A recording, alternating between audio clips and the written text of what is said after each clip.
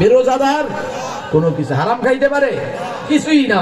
ওদের যা আছে সব ঠিক আছে, শুধুমাত্র আল্লাহ আল্লাহ রসুল যা বলছেন এইটা ছাড়া বাকি সব তাদের ঠিক। তার মানে আল্লাহ আল্লাহ রসুল যা বলছেন এগুলা কিছুই তারা মানে না। নফস আর শয়তান যা বলে তা সব তারা মানে। শয়তানের হাড্ডি সব।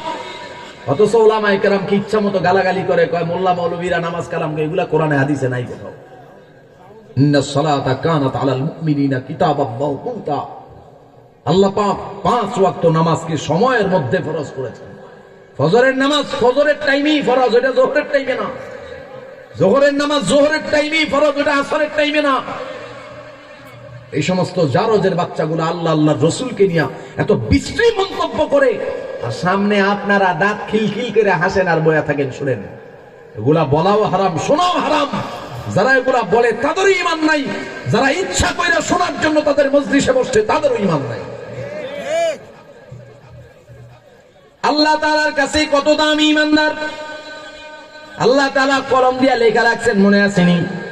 এই মানুষটারে জমিনের কারো চিনার দরকার হয় না, জমিনের হাই লাক্সারিয়াস জিন্দেগি তাদের নাই, কিন্তু আল্লাহর কাছে এত দামি। লোকটা যদি চলে যায়, 100 বছর হয়ে গেছে, 200 বছর হয়ে গেছে, তারপরেও জমিনের মানুষের কলিজার মধ্যে তার নামটা রয়ে গেছে। যেমন আমি একটা নাম বলবো, আপনারা বলবেন চিনছেন কিনা, নাম বলবো, নামটা শুনছেন কিনা আপনারা বলবেন। হাকিমুল উম্মাত মুজাদ্দিদুল মিল্লাত শাহ আল্লামা আশরাফ আলী থানভী রাহমাতুল্লাহি আলাইহি। জোরে বলবেন বাবা, নামটা শুনছেন কিনা।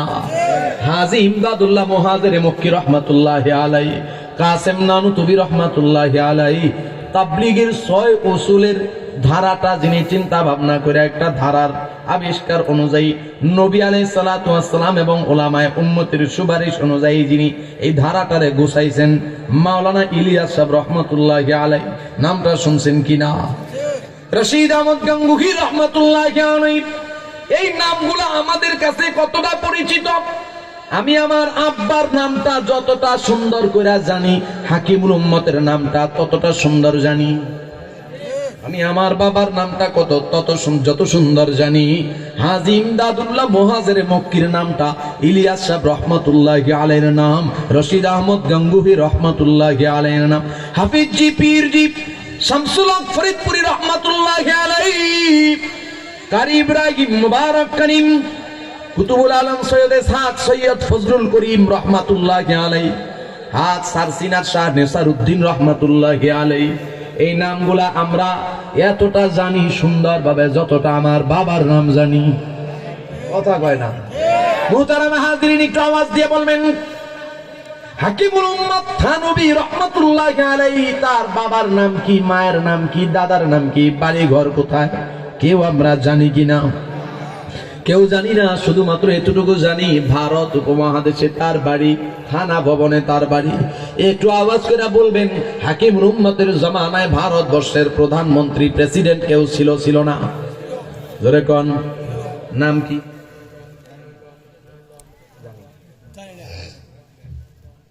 অথচ এই প্রেসিডেন্ট যখন জমিনে ছিলেন, সারা দুনিয়া জোড়া তার নাম, সারা দুনিয়া জোড়া তার নাম। দুনিয়ার এমন কোন পাওয়ারি লোক নাই যারা তার নাম জানে না। কথা জোরে কোন, ঠিক না? টাকার মধ্যে তার ছবি, তার নাম, প্রতিষ্ঠানের মধ্যে তার ছবি, তার নাম, প্রত্যেকটা ঘর বাড়ি, প্রত্যেকটা আদালত, প্রত্যেক অফিসে মাথার উপরে তার ছবি, তার নাম, ভাস্কর্য মূর্তিতে তার নাম, তার ছবি। কথা জোরে বলেন, ঠিক না বেঠি? কিন্তু আজকে সময়ের ব্যবধানে 100 বছর 150 বছরের ব্যবধানে হাকিমুল উম্মত থানভীরে আমরা সবাই জানি, চিনি, কিন্তু ওই জামানার যে মানুষটা সারা দুনিয়া ব্যাপী নাম ছিল, সারা দুনিয়ায় তার মূর্তি, তার ছবি, টাকার মধ্যে ছবি, বাড়ির মধ্যে ছবি, গাড়ির মধ্যে ছবি, ওই লোকটার নাম কি আমরা কেউ জানি না। কথা জোরে বলেন, ঠিক না বেঠি?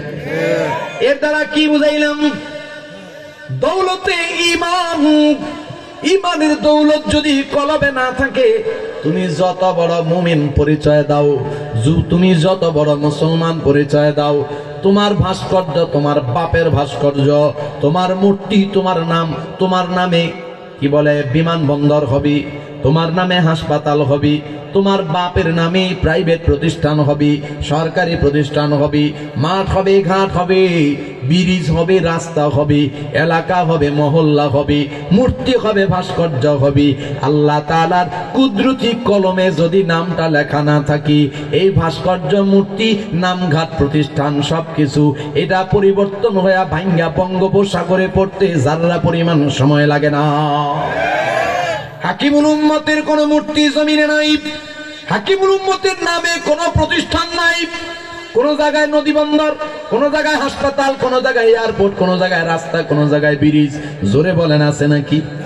কিন্তু নামটা জানি, যার নামের মূর্তি, যার নামের রাস্তাঘাট, যার নামের এত কিছু, আল্লাহর দরবারে যদি নাম লেখা না থাকে, দুনিয়া উজাড় কইরাও যদি মূর্তি বসাও, ভাস্কর্য বসাও, আমার মালিক বলে এগুলা মানুষের কলিজা থেকে বাইর কইরা দিতে যাররা পরিমাণ সময় নেই না।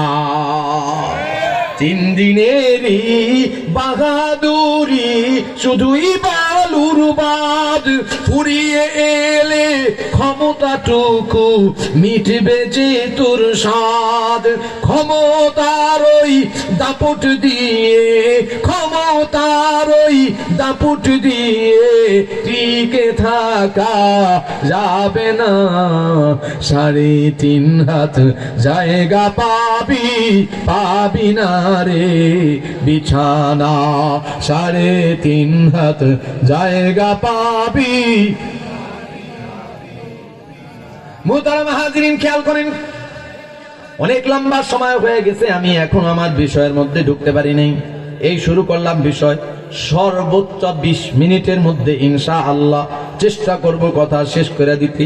রাজি আছেননি ইনশাআল্লাহ? খেয়াল করেন, এবার রব্বুল আলামিন বলেন, রে মুসলমান, তোমার যার মধ্যে ইমানের দৌলত যত বেশি, আল্লাহর দরবারে তার দাম তত বেশি।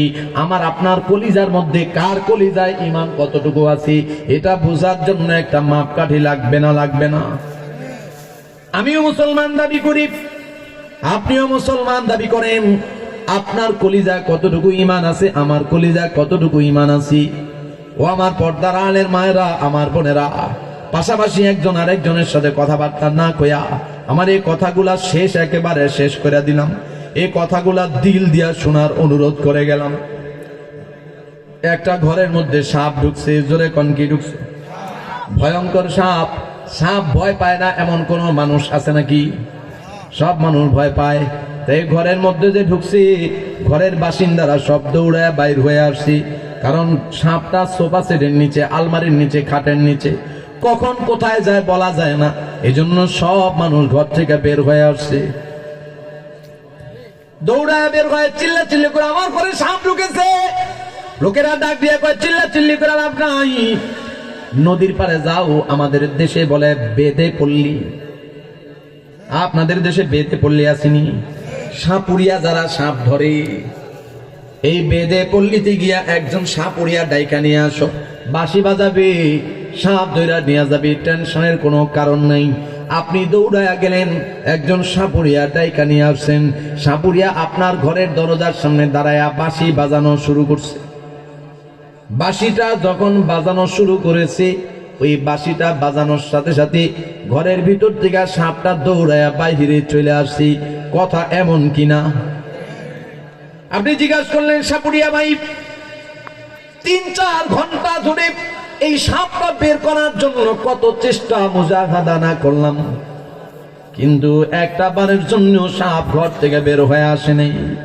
তুমি যে সামান্য বাঁশি বাজাইছো, বাঁশির আওয়াজ শুনে সাপটা চলে আসছে। হাকিকতটা কি, হিকমতটা কি আমারে বলো।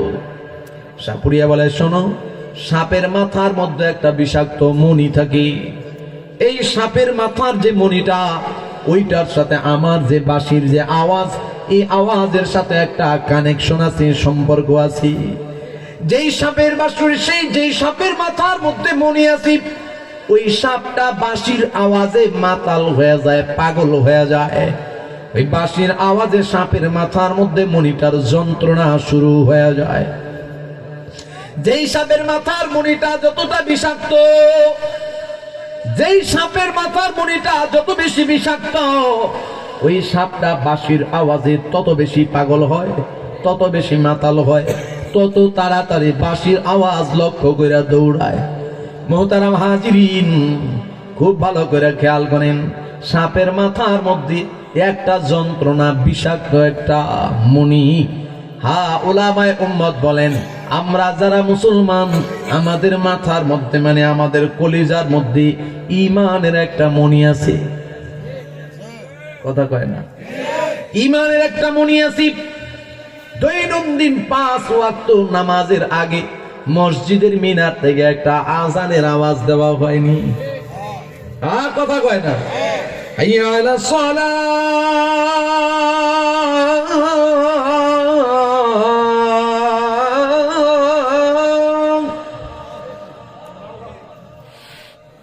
বাঁশির আওয়াজ হইছে, সাপের মাথা